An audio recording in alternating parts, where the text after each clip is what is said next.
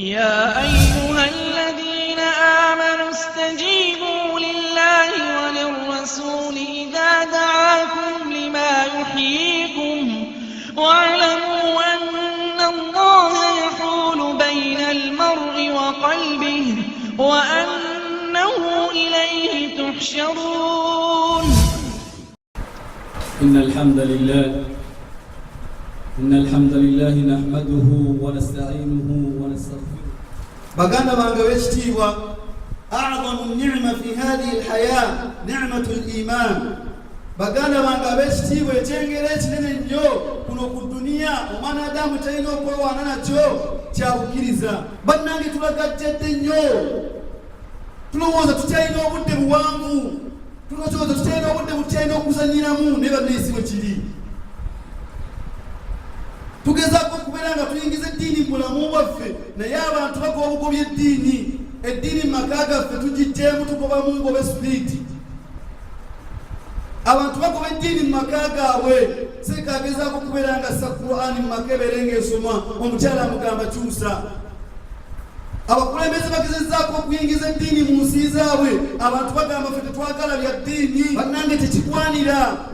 singa omubaka amaze okusalawo ku nsonga yonna, idha qada Allahu wa rasulahu amra, Allah bw'amanga amaze okuteekawo ensonga yonna ku kintu, an yakuna lahum al-khiyara, okubeera nga tulina decision tusalawo nga ffe. tinze mbadde ngamba nti kana amateeka galina okufuga ewange noyawukana ku Allah subhanahu wa ta'ala. zentera zituwangaliramu olwaleero.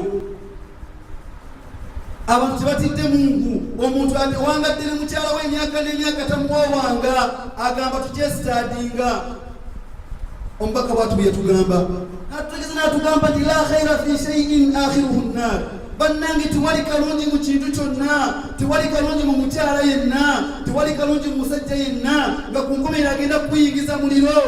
abakyala tebagala abasajja balina kukkiriza, n'abasajja tetukyayagala.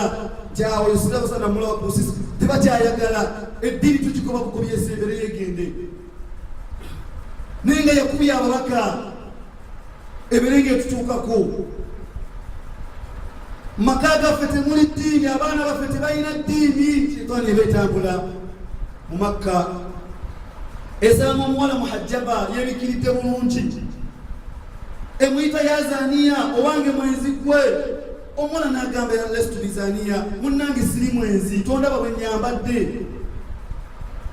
nemugamba akakawo kowunya bameka bakakwenda ku bantu 12 waba okutuuka wano. siteepu gye wakatambula bantu 4 bakakwendako. kawoowo buwoowo, kawoowo buwoowo, mukyala ke yeekuba, abantu bonna ne bakawulirako mukuba watambulira, babanga abamenzeeko. fama baalu mukyala we yeefaananyiriza omusajja.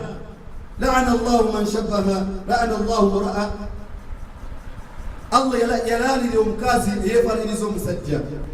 ne bakyala baffe tubatawuliyana, n'afulumanga omulaba ng'afulumye mukaseeka fulani n'agenda ng'enviri ku mutwe tezibiseeko. seeka tuyagala ddiini. mulangiridde olutalo ku mbaka, kubanga kyagambe tukole, tufe tujjeyo ebiso tetujja kissa mu nkola. bannange tubigendereze bino ebigambo, banne tulina okubitegeera.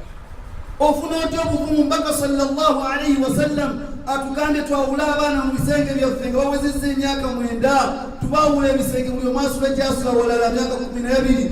naye olwali tuwangalira mu mayumba n'abantu nga si bakyala baffe, ne mu bisenge byebimu, ne mu balangitiza ezimu. avo nga gamba ali sheekhe, wadde okinamu obuzibu, okinamu obuzibu, sinza akinamu obuzibu, nebal anda rabbika. mwana w'omukkiriza omusa agamba la ilaha illa Allah, gamba seeka sikimanyi. tuli mu kuteekateeka bantu baffe, baana baffe batwala mu masomero gatali ga busiraamu. kino seeka ntitulira, kubanga omubaka yatugamba hadithu nnaasa bima yafahamuun. tegegamba abantu bebategeera, ebyo byemutegeera nebyo biri mu ntegeka zammwe. mugamba abaana baffe tebajja kubeera nga ffe. Allahu akbar. ogeza kuba nti omutendeko omujja buto ng'ava mu St. Peter, omutwale mu St. Jude, omutwale mu St. ki, ku nkomerero agenda kumaliriza atya? ogenda kumaliriza nga gwe kenyini gwe mufudde omukafiiri. Mustafa ategeeza n'atugamba nti abaana bonna yuladu ala al-fitra, bazaalibwa ku butonde bwa bukkiriza illa abawayhima okujja ku bazayi babana ababiri yuwahidanihi au yunasranihi au yumajjisanihi mwe mubafuula abakkiriza era mwe mubafuula abanaswara mwe mubafuula abamajuusa seeka oba totendeze mwana gwoma nti ogenda okutuukako kubanga Allah kennyini atukoola n'atugamba ya ayuha nnas atugamba abange mmwe abantu ku anfusakum bannaye mberegezeeko ku anfusakum ng'anya emitima gyammwe mwekooloole wa ahlikum naara n'abantu bammwe bannange kyotezigise mu mwana wo ddala kyo ogezaako mukingiriza muliro kyolina mu birowoozo byo kyopulaani okukolera omwana wo ogezaako kubeera ng'omuziyiza muliro gwa Allah oba ogezaako kubeera ng'okumuteekerateekera kuyingira emirembe Allah bw'akusaasira otegeera ekigambo duniya kitegeeza adina shay'i Allah akutegeeza ekigambo duniya kye ki yatugamba inna dunya mazima dunya eno la hulwatun hadra mazima mpomerevu ate ya kiragala wa anna allaha mustakhlifukum fiha fayanzura kayfa ta'malun yabagamba nti Allah yabatya gibasikiza ne fayanzura kayfa ta'malun alawe mugenda kula mutya mulyo alawe mugenda kula mutya mulyo fayanzura kayfa ta'malun bannaye boli wasikirawo bisikizi olwalira abaana babali emyaka gy'abazeyi baabwe nti ng'akeereye ayagala kukwatamu ayagala ne kukwata kaggala bagenda katuusaawa ayagala kulaba ngenda kukola ntya oluvannyuma lwa muzeeyi akubala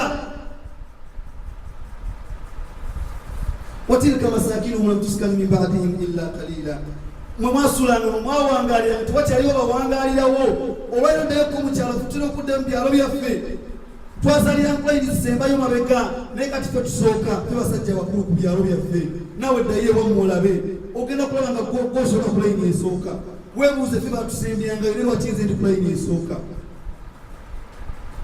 Allah abaali ku layini esooka yabajjawo naye beesibira ntanda ki wa inna allaha mustakhlifukum fiha Allah tusikizizza ensi eno fayanzura kayfa ta'malun abalabe tukoze tutya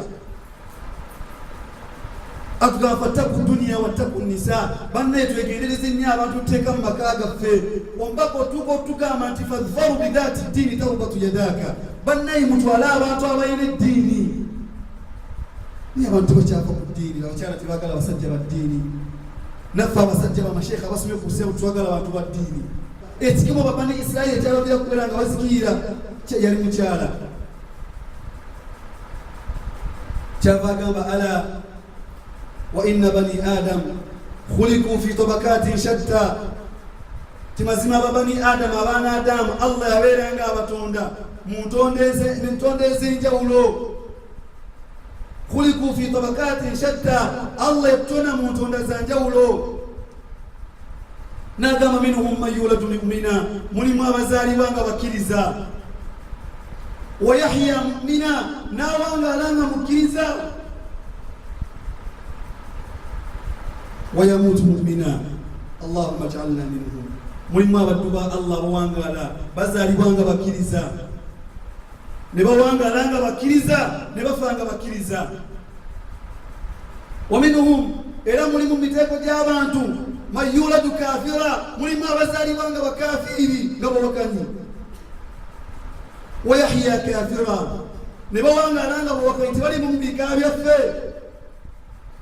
mu bika byaffe nga gwasobola okubeera nga okyuka n'ovaamu yuladu kafira awangadde nga mukafiri yahya kafira n'awanga olw'duniya nga mukafiri wa yamuutu kafira n'awangaala nga tafunye hidaaya nga tategedde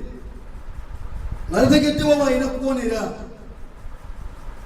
wa minhum era mu mitendera gy'abantu man yuladu mu'mina mulimu abawangaala abawazaalibwa nga bakkiriza wa yahya mu'mina ne babeera nga bawangaala n'obukkiriza bwabwe wa yamuutu kafira ne bafa nga bakafiri bangi tubalabye bamaama baffe bazeyi baffe babakyusa embeera bwekyagalamu embeera neegaana nga ddayo bangi tubalabye bakitaffe nga ffe kenyini fe tubetwalidde mu masaba oluvannyuma lw'ebbanga baganda bange ekyokujjukiza kyaffe kitwa tutambuleko kikyatambulirako okubeera nti omwana Adamu akabanga kaira ku duniya kuno katono yetasobodde kubeera nga akukozesa akazanyidde mukuzanyiza. Jibril agamba Mustafa amugamba akuŋŋaanye naye tebwerabira bagenda kubuuza akaana akataano bye wakuŋŋaanya wabijjawa ate oluvannyuma okuŋŋaanya wabissamu ki ijma mashit. Tebaganye kuŋŋaanya. Abantu tebatidde kulya ssente zitali zaabwe.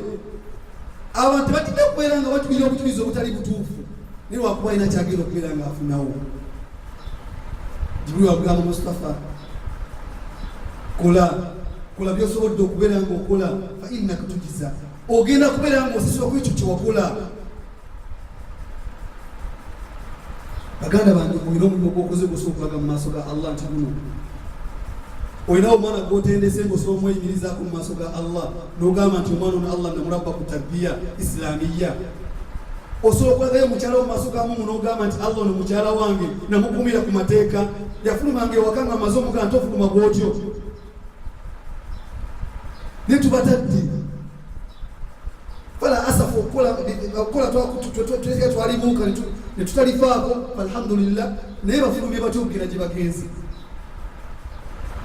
Inna izzata almu'min, mazima ekitiibwa ky'omukkiriza fi qiyami al-layl. Ekitiibwa ky'omukkiriza kiri mu kuyimirirako kiro bamekaabayimirako ekiro. Omwezi gwatuwadde gubadde gwa mikisa, nga gwa mirembe, nga gwa mpeera, nga gwa kuganyulwa. Wasobodde okuyimiriramu rakaatayini lillah, wasobodde okubeera ng'okusaliramu raka bbiri. Naye abantu olwaliwo bakayinidde ebitiibwa, buli kakiiko ayagala abeereko nga muvuzi kuko kudaawa kwendi kugundi kwendi. Izza mwegyagaza ate izzata almu'min, ekitiibwa ky'omukkiriza tiyayita ekitiibwa Allah kiyayita ekitiibwa, oba Mustafa kiyayita ekitiibwa qiyamu al-layl. Lwaki yagamba nti qiyamu al-layl?